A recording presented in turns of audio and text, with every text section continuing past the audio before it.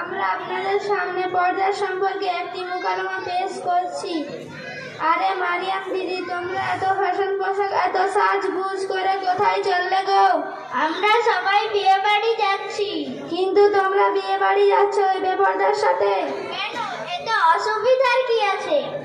না দিদি, সেখানে তোমরা বেপর্দা হয়ে পর পুরুষের সামনে যাবে, তারা তোমাদের দেখবে, এতে উভয়ের গুনাহ হবে। চাল ফুচকি, তুই কিছু জানিস, এত বোকা যাচ্ছিস? না দিদি, ইসলামের ধর্মে মেয়েদের শরীর কাপড় ঢেকে প্রয়োজন হিসেবে বাইরে যেতে বলা হয়েছে। কিন্তু এ ব্যাপারে তো আমাদের অভিভাবকরা কোনোদিন কিছু বলেনি। তাছাড়া আমাদের বাড়ির মহিলারাও তো আমাদের মতন পোশাক পরে বাইরে বের হয়।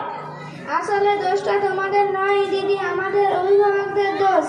তাদের ইসলামী জ্ঞান না থাকার কারণে আমাদের ছোট থেকে এই পোশাক পরাচ্ছে আর আমাদের লজ্জা শরমকে দূর করে দিচ্ছে। যখন আমরা বড় হয়ে যাব তখন আমাদের লজ্জা বলতে কিছুই থাকবে না। হাদিস বলতে ইজা ফাতাল হাইয়া ফাফাল মাসিতা। যখন আমাদের লজ্জা থাকবে না তখন যা ইচ্ছাই তাই করব। তখন পর্দা করার জায়গায় হাফ প্যান্ট পরে ঘোরাঘুরি করবে, সেটা মেয়েদের জন্য সব থেকে বড় গুনাহ।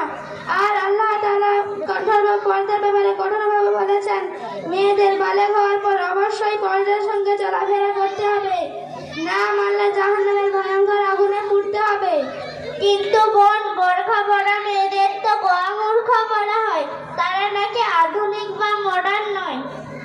এটা দিদি তোমাদের ভুল ধারণা। যদি ছোট পোশাক পরলেই মডার্ন হওয়া যায়, তাহলে আদিম মানুষ জঙ্গলে বাস করত, তারা তো অনেক বেশি মডার্ন হতো।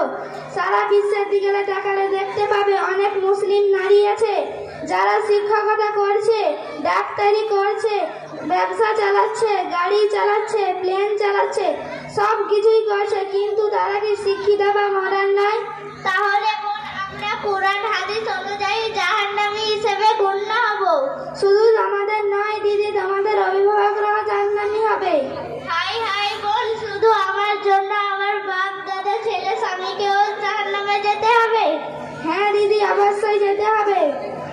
তাহলে বোন, এসব থেকে বাঁচার উপায় কি? তোমরা আমাদের মতো মোহাম্মদপুর জামে মসজিদ দিনিয়াত মুনাজ্জম মক্তবে ভর্তি হয়ে যাও, তাহলে এর মাধ্যমে পরিপূর্ণ ইসলামী ব্যবস্থা শিখবে। আল্লাহর হুকুম, নবীর সুন্নাত পালনে জান্নাতি হতে পারবে ইনশাআল্লাহ। এটাই সঠিক হবে। তুমি আমাদের জন্য দোয়া করবে, আমরা যেন দ্বীন শিক্ষা অর্জন করতে পারি এবং আমাদের বাপ দাদা ছেলে স্বামীকেও জাহান্নামের হাত থেকে বাঁচাতে পারি। আমিন। আসসালাম।